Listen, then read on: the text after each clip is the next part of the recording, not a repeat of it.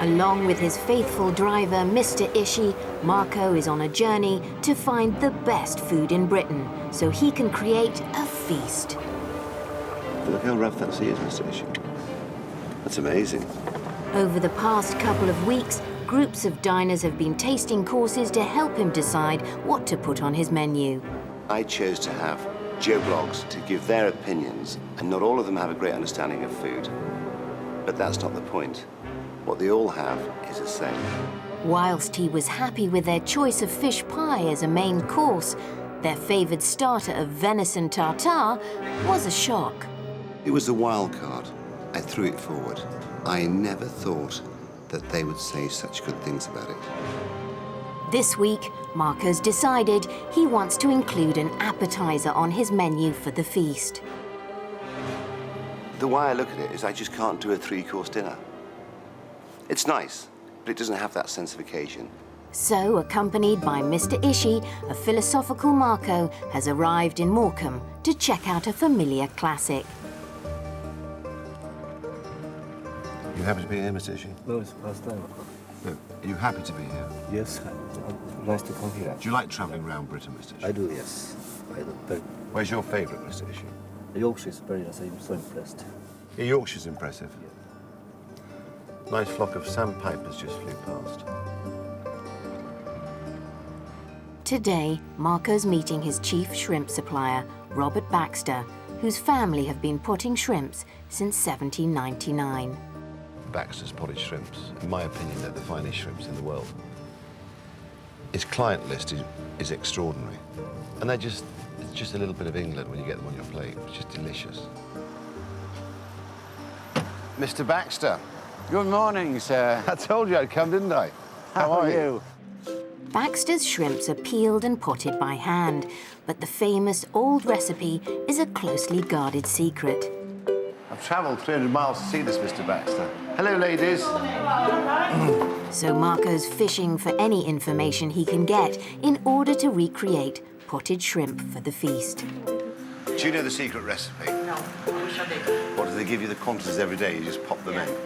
And tell me, you've been here many, many years, and there's been no variation to how you make them. They were using that recipe when I started work 60 years ago. And you haven't strayed from it? No. This is a tray of the shrimps after they've cleaned them, and she puts them in the pan, and then from then on, the spices have already gone in and the butter.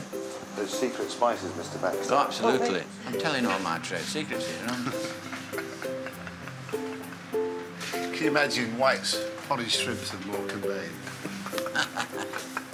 So see how I like my potted shrimps? I melt them a little bit. Yeah, a lot of people do. And then I put them on crumpets. But that's how I eat them personally. Yeah, I love them on. Do you like a bit of crumpet? Delicious, aren't they, girls? I've never tried them on crumpet. They're funny girls, Mr. Baxter. Yeah. Here. But Baxter's angels. Confident his secret's probably safe, Mr. Baxter leaves Marco to have a potting lesson with the angels. Do you flatten them? All by myself. Yeah, that's And what's your technique? Hooks. Just push them to the edge. You want it so that the butter will lie flat when Cass butters it. And you're the butter girl? No, I weigh up as well. I see. So you do both jobs? No, I'm only allowed this job. Flat. That's the buttering spoon. Why is that the buttering spoon? What's so special? Priceless. Queen Victoria had it. Very funny, you girls. Are you being naughtier than normal today? No, it's quieter than normal today, honestly. I never normally kiss on the first date. But I'm going to give you a girl to kiss, and thank you very much. Positive that he's gained enough insight to prepare potted shrimp, Marco puts it on his shortlist for the feast. Potted shrimps are very simple to make. All you need is brown shrimps, salted butter, white pepper, mace, nutmeg, and a bit of cayenne pepper. What we've got to do now is melt the butter. We don't want the butter too hot, because if you get it too hot, what happens is as soon as you throw the shrimps in... So let's put some shrimps in. A little pinch of mace. Little pinch of pepper, white pepper, tiny pinch of cayenne pepper, and nutmeg. What we've got to do is taste the butter and see what it needs. Everything's about taste. And then cook for approximately 20 minutes. There we are. And that seems about perfect. God, that's good. It's delicious. Do you like polished shrimps, Mr. Ishii? Yes, I do. Tell me what you think of this butter compared to Mr. Baxter's. Is it similar? It's very nice. Is it like Mr. Baxter's? Yes. The only part of this programme which is not British is Mr. Ishii, who has been with me for many, many years. And Mr. Ishii has taken me to every corner of this country. And what's interesting, he's a little bit more British now than he was when we set off all those months ago. Very nice. I love sharing spoons with you, Mr. Ishii. Very nice, yes. Britain in a pot. OK, I'm going to now take them from here to here. Thank you, Mr. Ishii. And when they're cooked on a tray, cool them down. When they're cooled, in their pots, pack them down, and a little bit of very soft butter on top, just to create the seal. Pop them in the fridge, and then they're ready. So what we're going to do is just serve them quite traditionally. Lemon, always with potted shrimps, brown bread and butter. Some people serve Melba toast, but I never think it's as good. How do you mop up the butter without brown bread?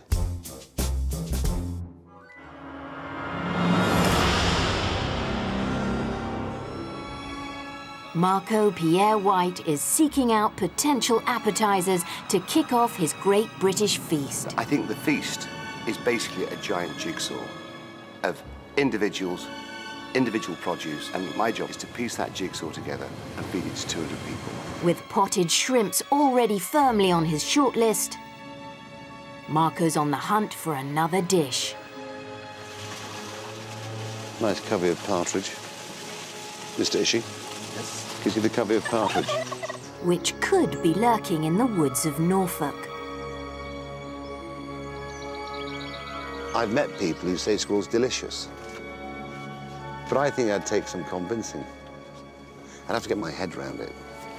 What do you think, Mr. Ishii? Can you imagine having squirrel with soy sauce? So here we are, Squirrel Wood.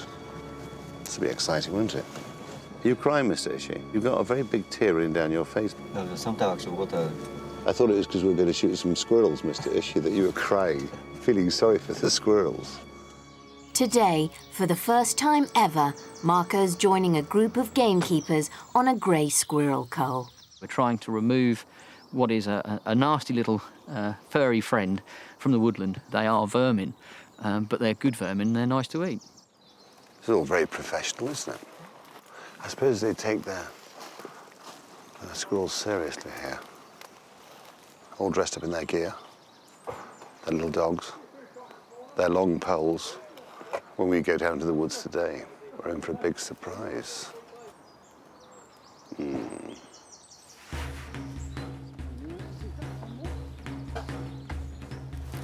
So you're just flushing them out of their drays? Yeah. And then once they're on the run, then you shoot them with the shotguns? That's right, yeah, absolutely. Yeah. At the end of the day, this is a control exercise. What we want is dead squirrels. It's like a squirrel's wedding, isn't it? All that confetti dropping down. No one at home. There's one in this tree somewhere. With the squirrels proving elusive, Marco takes the initiative.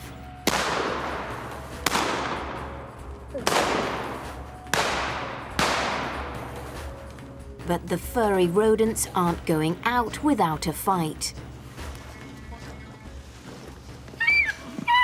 It's got him on the nose, got him on the nose. No, good boy. Leave it. You have to watch out with squirrels because they've got very sharp teeth and they will bite you as he's now doing. Yeah. Should I see if I've got something in my car for you? Or... I've got a first aid kit in there, it's fine. You're right. Yeah. It's only a flesh wound. Right, let's go and find the next one.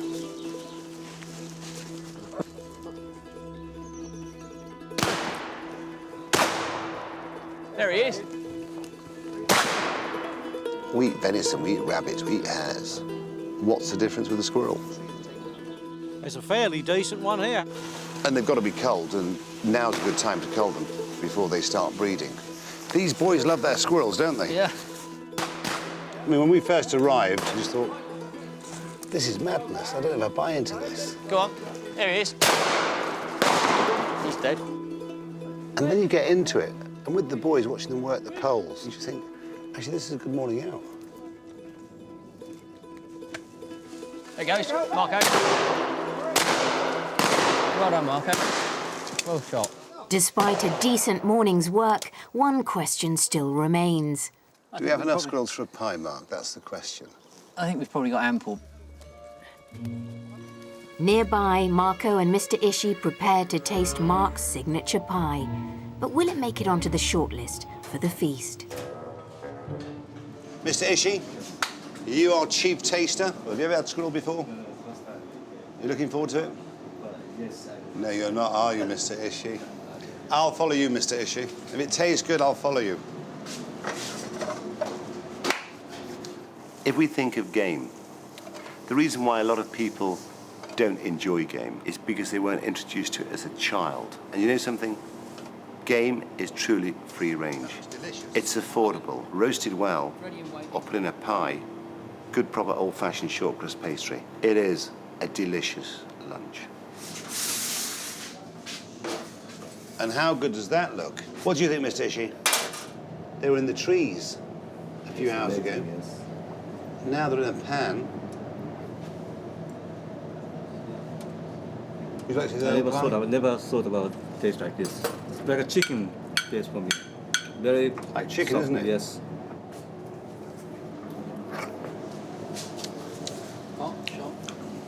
There was shot in it. That's it, we've done the pie. All the restaurants next week? No, I don't know about that.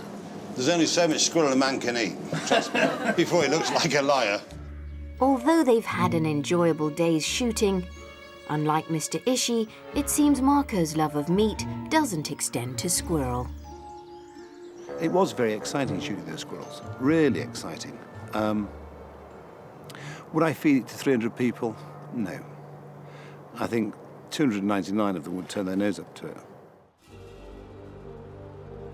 But Marco is still keen to push his diner's palates. I'm in a position where I can bully people and force them to maybe taste something for the very first time in their life. He's travelled west to the 7&Y Smokery in Gloucestershire. His mission? To change people's views of an unusual fish. Freshwater eels are one of my favourites. And years ago, even when I first came to London, there was lots of pie and eel stalls. And it's sad it's dying. The young don't eat eels anymore. These are quite unique now, Marco. We're not going to find a lot of fish like these in UK waters anymore. Well, the British record's about 14 pounds, isn't it? Which is a big eel. I mean, if you look at this, the fish are full of fat. They're in fantastic condition at the moment for smoking. Eel, unfortunately, has the stigma of a slippery snake. Not enough people try it. Automatically, you can see the fat content. You can see it's really good quality. I mean, that is exquisite, isn't it? I mean, that is top drawer. It doesn't come better. The people who know about eel really enjoy it. And I would seriously consider doing smoked eel for the Great British Feast. So, let's take some smoked eel. And some of them might push up their nose. Ooh. They can spit it out. That's what you can always do. That's your option. You don't have to swallow it. Smoked eel, in my opinion, is the finest of all smoked fish, especially when it comes from a very large eel like this one, because what you want is that fat content. So when it's smoked, it's still very succulent. I always think of my childhood, and I'm not saying we had smoked eel as a child, because we didn't, but we had potato salad. Potato salad and smoked fish works fantastically well. Just take a few Jersey rolls. All you have to do is slice them. You like a lot of mayonnaise, put a lot of mayonnaise in. If you don't like a lot of mayonnaise, don't put a lot in. It's your choice. You want just olive oil and vinegar, like I had at home as a child, then that's fine. So the next stage is to assemble our dish. If you can't afford eel, then get great quality mackerel. Watercress works fantastically well with fish. And it's fresh water like the eel. In Britain, we've been eating egg and cress for years. It just works fantastically well. You know, on a summer's day in the garden, it doesn't get any posher, does it? Just take a bit of pride in what you do. I mean, you know, every chef thinks he's Picasso. But this is not true. You can only sell a plate of food for so much. And it's gone like that. Smoked eel has now joined potted shrimp on the shortlist of potential appetizers for the feast. It's enormous. But before he leaves Gloucestershire, owner Richard Cook wants him to savour another delicacy from the Severn River, provided by one of Britain's natural wonders. During the springtime, rare surge tides called the Severn Bore sweep up the river. And in April, it's not just humans who use the surf. Baby eels known as elvers complete a 2-year migration from the Sargasso Sea, straight into Richard's nets. Alvarin's in your blood. When the spring tides start to come, when the nights start to draw out, you just want to get the urge to go fishing. As the sun sets, Marco joins Richard on the banks of the Severn to try and snaffle a few of the elvers for a midnight feast. When's the tide coming up? Probably due any time now. Let me get a cigarette. Let me get a light, sorry. Right. Oh, it's fucking cold. I wouldn't do it for all the money in the fucking world, this. Oh, this dish is too cold. Elvers are so rare and the season so short that restaurants are able to charge more than £1,500 a kilo. Sorry. All swimming. Never had so many. Here he is, look. Hello, Marco. Hello Marco. there, how are you boys? Good to see you. God, it's cold, isn't it? I should have put my long johns on. You'll see them warm up there. don't Around worry. the campfire. Yeah. They're amazing, aren't they? Look at them. Digging for gold. It is digging for gold. And it is is a gold. little like that. White gold, yeah. It is. They call it white gold. Yeah. No, that's very good. Cheers. Lovely to be here with you. Cheers. And how long will you fish tonight? Fish all night. Yeah, it's about 4 o'clock. And what does the wife think of that? She don't mind. It's a great excuse, isn't it, if you've got a mistress? Oh, I'm just going eeling. Marco joins the boys for a traditional Gloucestershire breakfast. No, there's a lot, you know. So when you're ready. I'm ready, chef.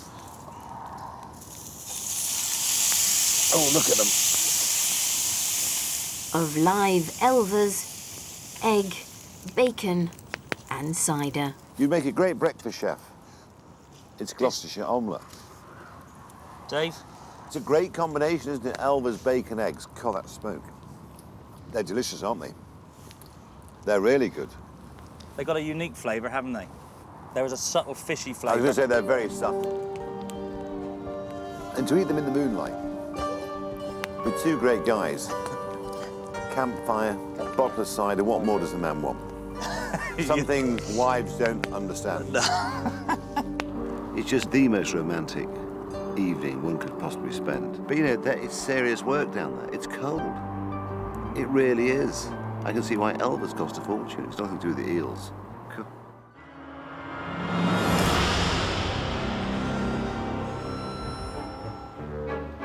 Marco Pierre White is travelling the country searching for potential appetizers for his great British feast. So far, he's chosen potted shrimps and smoked eel for his shortlist. In preparation for the feast, he's having one final tasting day at his pub, Hi there, how are you? where a group of diners will taste his choice of appetizers and help him decide which one to serve at the feast. Mr. Ish, do you want a drink? Would you like half a pint of old rosé? Do you want to try a pint, Mr. Ish? No, half pint. Go half pint. Why not do your half pint in a big glass? But after the diner's choice of venison tartare last week, he's unsure if they're making the right choices. You have to accept people's opinions, and you have to respect them. That doesn't mean that they're right. It's like the customer's not always right. I love you on the old rosé, Mr. Ish. So in the morning, Marco's decided to head down south, as he's determined to play it safe and get a personal favourite on his shortlist for the feast.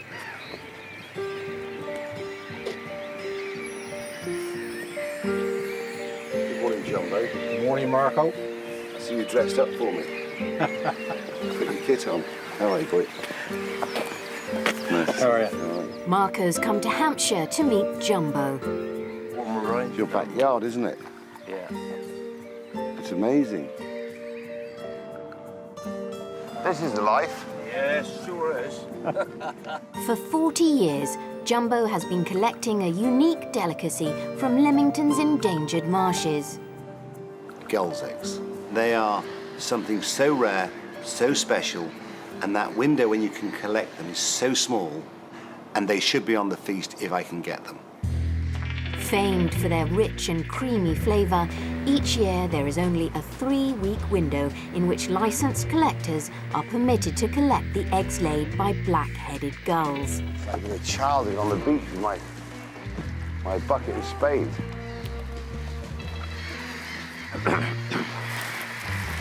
This is very exciting. Their rarity means the eggs are sold for as much as £4 each, and Marco's quickly discovering why. I didn't see that one. You're on your second bucket? Yeah, I'm the second one. You walk quick, you boys, don't you? Haven't you done well?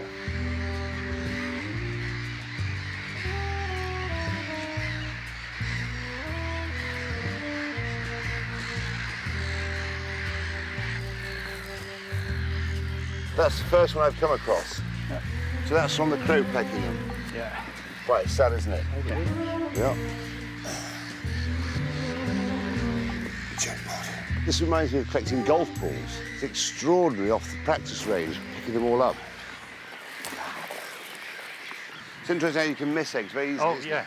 You could go down one way and somebody comes back in the opposite direction and they think, Christ, these must be blind. I bet that's what you've been saying back there about myself. Oh, well, yeah. It's one of the most amazing things I've ever done in my life. I mean, what a fantastic morning. And what's very sad, in 10 years' time, those marshes will have dissolved away, they'll have eroded, they'll be gone. They are my favourite food. If I had to have just one thing, it was my last supper, it would be gulls' eggs. So what I'm going to prepare for you now is eggs mayonnaise, but with a little difference. Gulls' eggs. What we do is we put the gulls' eggs just in warm water, just to warm them. The chance of them cracking is much less. Put them in the boiling water, and that's for 6 minutes. You can't afford to overcook them. To stop the cooking, into ice water. So the gulls' eggs have chilled, and what we've got to do now is just take off their shells. So how we serve them is with just classical mayonnaise, just mayonnaise. But then we make our homemade celery salt. And what that is, it's equal quantities of salt and grated celeriac. But if that's too much aggravation, then you can go down to the delicatessen. You can go to the supermarket and buy celery salt, which is perfectly good. What we do is we just serve a little bit of mayonnaise on the tip of each one. And then we take the celery salt, sprinkle it around. Delicious, very simple. Look at the translucency of the egg. And I would regard this as one of the true luxuries in gastronomy.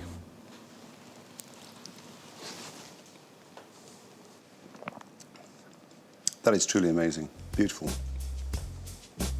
Gulls' eggs mayonnaise, or egg mayonnaise with gulls' eggs, whichever way around you like it, I don't care. Delicious, very simple, not trying to be anything, and we've allowed her to show herself off. Marco's short list of appetizers is now complete. But on the way back, he's decided to stop off at a supermarket. The rarity of gulls' eggs has set Marco thinking. Are some of the ingredients he's been sourcing available off the shelf? Sorry, madam. I very rarely step out of my own environment. It's the way I am. And so even me today being in a supermarket, it's a rarity. Is this one way?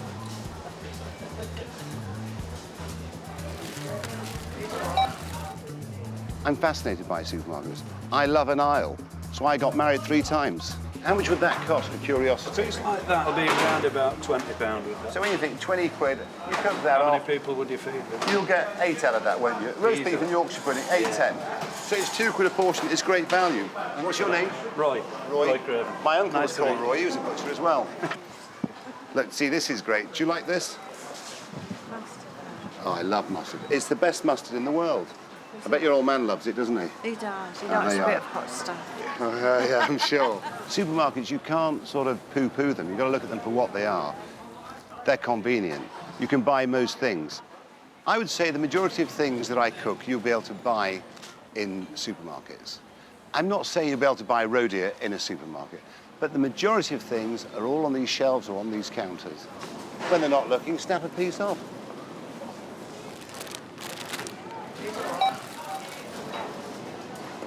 See, if you smell your fruit, what it smells of, it tastes of. So if it doesn't smell of grapefruit, it doesn't really taste of grapefruit. It's just acidic. When you're buying fresh fruit, you should always smell it. If it doesn't smell of pineapple, it doesn't taste of pineapple. If it doesn't taste of oranges, if it doesn't smell of orange, it doesn't taste of oranges. For me oranges then. So you have a quick smell. Can you smell orange? No. There you are. Oh. Can you? No. As Marco leaves the supermarket, he spots his favourite fish of all time. Ah, so I see you whipped out the turbot since I was last here. That's very nice. You see? Oh. It's a farm turbot. What's great about it is it's affordable, isn't it? So when you think for £4.54 for turbot, it's cheap. If that was a wild fish, it'd be another £2-3 on top. Although he's already chosen his shortlist of appetizers, it's too good an opportunity for Marco not to cook one of his favourite dishes. Fish and chips. And I think the very best fish to make fish and chips with is turbot. It's firm, it's got great flavour. And you know you want a fish which is about 6-7 pounds, so you get a nice thick fillet. Remove the skin, off with the skirt. That's stage one done. What we're going to make now is the batter. I use no eggs. Beer, yeast, flour. This is ale. The yeast, we do is just dissolve that in, and then, little bit by bit, add the flour. So what I'm looking for is a consistency which will cling to my fish. Into the fryer. We've got our chips. When I cut chips, I like a proper chip. If the potato's that long, then that's how long the chip is. That's the way it's meant to be. These are Morris Pipers, which are very good potatoes. So my batter's started to ferment. That's ready now to be used. So what we're going to do is take our turbot, just dust it in flour, plain flour. Some people like to season it, I don't, because I'm going to put my seasoning on at the end. It's quite vicious, this.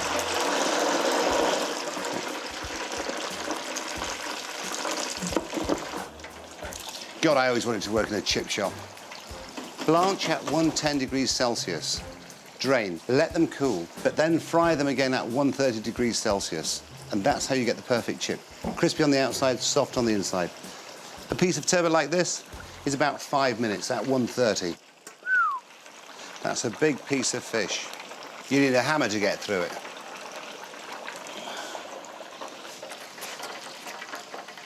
Crunchy. Look at this. That's an interesting basket. Oh, dear me. And like in the chippy, fish on top.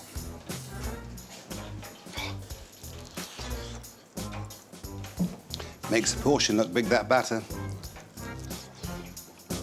Oh, sensational. And of course, malt vinegar and salt.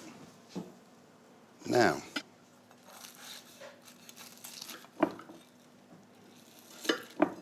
ooh. Beautiful batter. If I had a chip shop, I'd bring all the guests down to the chip shop for the Great British Feast. Trust me. Oh.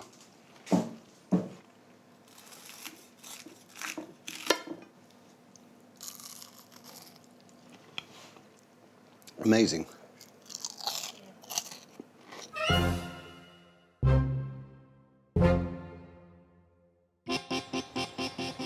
Having chosen his appetizers, Marco's taking some much-needed time out. Well, this is one of my favourite little bolt holes, and I've been coming here for years.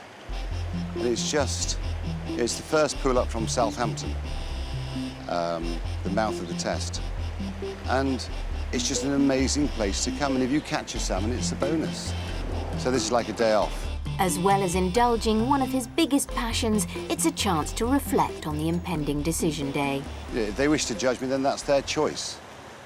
is all I'm doing is fighting for Britain and what Britain represents, you know, to the best of my abilities. And I think anybody who tries or has a go in this world, you can't knock. Let's see what happens. It'll be interesting. Although Marco has no idea how the diners will react when they taste his appetizers, at least he's safe in the knowledge that for one person, the journey's definitely been worth it.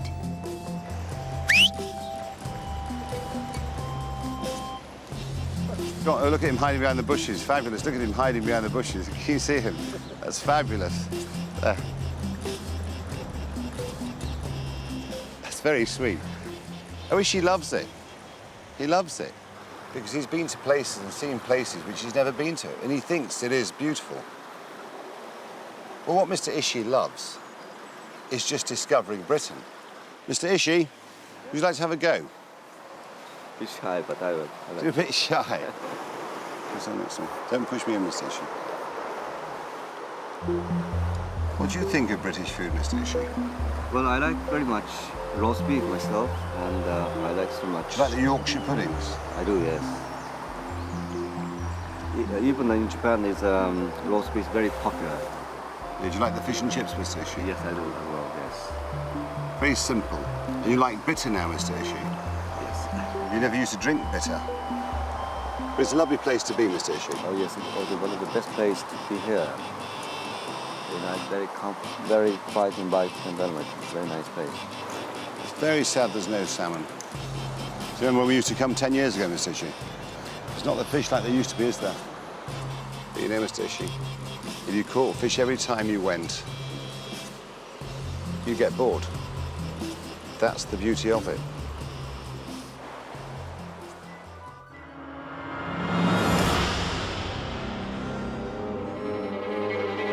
It's the last ever tasting day at Marco's pub in Hampshire, and the pressure's on.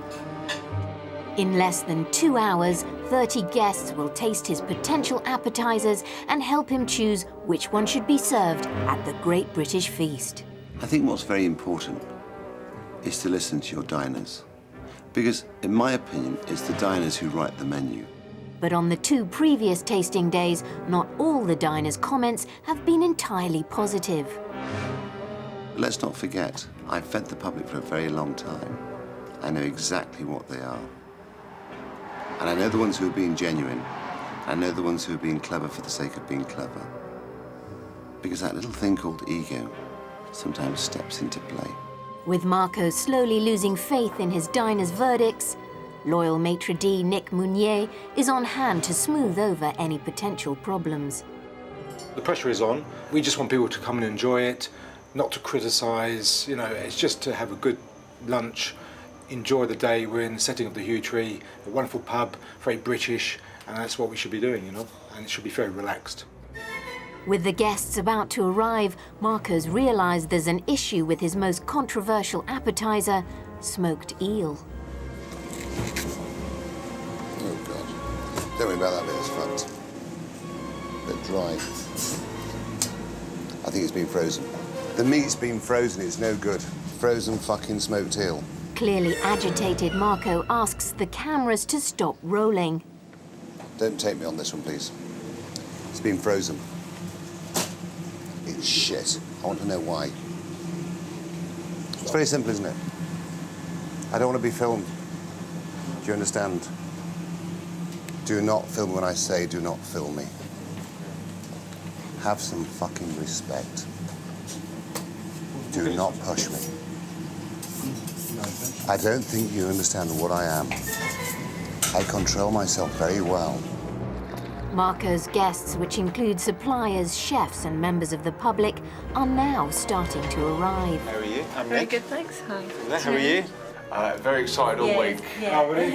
Immensely. So I've been worse than kids. As the restaurant fills up, they're unaware of the tension in the kitchen. I think there was an issue with one of the appetizers, so I'm staying out of it at the moment. You can see in his eyes he's upset, which is not what I was hoping for before service, so we just have to wait and see. So it's going to put us under immense pressure now. And to top it all off, guest of honour Jean-Christophe Novelli is running late. You get some really small. Don't say anything silly to me, Nicholas. Well, then you won't be talking to me, will you? No, I just wanted to say that JC is half an hour late. What did I just tell you not to do? Whilst they wait, the diners speculate on the food they're about to receive. Slightly different. I'm not a big eel fan. No. I think potted is coming back in, isn't it? All the potted. I like eggs. Well, we're going to be a little bit biased because we produce the potted shrimps. What would you normally eat for? Sketchy bolognese, shepherd's pie, the odd roast dinner, the typical tinned and frozen stuff. So this is going to be an absolute treat. More than 45 minutes late, Marco's salvaged enough eel to send the first appetizer of smoked eel with a potato salad. Smoked eel, potato salad. It's lovely. It's nice, isn't it? Yeah, it does a little bit. I can't believe you're eating that, actually, Cameron. This is the first time I've seen Cameron eat fish. The first time ever. Marco, you've done a wonderful job. Not over smoked, not over salted. A beautiful texture, rather firm, bitey. Absolutely beautiful. The eel, I really couldn't cut into it very well. And to not be able to cut into a fish, kind of, I feel quite repulsed by that. Finally, Jean-Christophe Novelli arrives just in time for the next appetizer. Really bad traffic, yeah. Does that mean we'll have a sandwich or something? Gulls' eggs served with mayonnaise and celery salt. JC's just arrived. Tim's come and see me. If I don't come back, I'll be at the washing You're lucky to be fed. How are you? Have some mayonnaise, please, for the great man. Why were you late, Sean? I know you're always late, but why were you late this time? No, I mean the traffic. You were late for my wedding. That was no great loss. Did I? I forgot that. But you know, I always stay longer. Yeah. Thank you very much. Amazing, yeah? Okay, don't stop. Gulls egg with mayonnaise, I thought, well, I don't know. But actually, the mayonnaise is so good that you feel actually that it might be worth eating the gulls egg. It's the best boiled egg I've had. It's really good. Last up, Marco serves his homemade potted shrimp. Looks fantastic, boss. I wasn't talking to you, Nicholas. How's the sliced bread? The buttered bread, please. There's the 4 on the pat. Can you take this, please? Rather than just stand there. Thank you. That's it.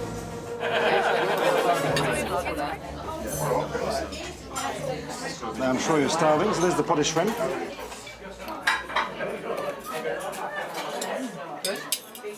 A lot of simplicity, a lot of flavors, and not chichi or mishmash type. And I think that's what people want. I've always said he's the best chef in the world. That's it. Potted shrimp, I think, was my least favourite, just because it was a little bit too buttery for me.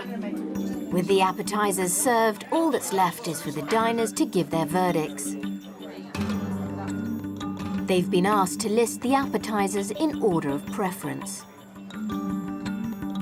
And Nick Mounier has the pleasure of relaying the diners' comments to an already upset Marco. Least favourite appetizer. Why did you use a negative word like least, Nicholas? You didn't say least. Comments on least favourite appetizer. How negative is that? So you just read right, on the potted shrimps. Okay. On the potted shrimp. That's better. I loved potted shrimp, but the butter is a bit too rich for me. It seems Marco's attempt to create potted shrimp hasn't impressed the producers from Baxter's. They had far too much butter on. Far too much butter. Kathleen is the person who actually pots them. They were very nice, but just too much butter. For want of a better word, they were swimming. Very disappointed with the amount of butter. That is why the eggs won. What did you want more? Let's move on. Okay, here we go. Sorry. Drive us mad. The eel was my favourite. Yeah, the eel. I mean, I would love to do this for a dinner party. That was the perfect starter. The smoked eel and potato salad was heavenly. Smoked eel represents Britain best. Very nice. Which was the diner's favourite? Potted shrimp, gulls' eggs, or smoked eel? In third place is the potted shrimp, and beaten the gulls' eggs by just 1 point. The first place goes to smoked eel with potato salad. Can I go now?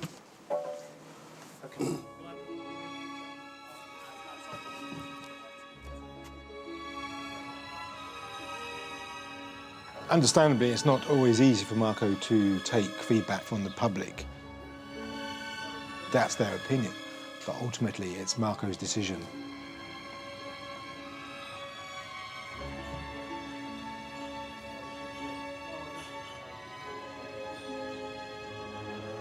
Was I sure that they'd made the right decision?